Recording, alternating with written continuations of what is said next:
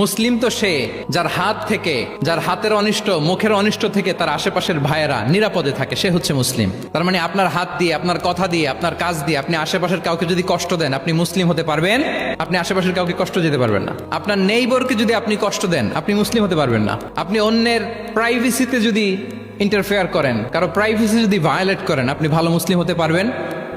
কারো পার্সোনাল স্পেসে যদি আপনি নাক গলান, আপনি যদি ইন্টারফেয়ার করেন, তাহলে আপনি ভালো মুসলিম হতে পারবেন না। অন্যের অধিকারের ব্যাপারে ইসলাম আমাদেরকে সচেষ্ট থাকতে বলে। ইসলাম বলে ওয়ালা তাজাসসু, খবরদার গোয়েন্দাগিরি করো না, কারো পার্সোনাল স্পেসে নাক ঢুকিও না।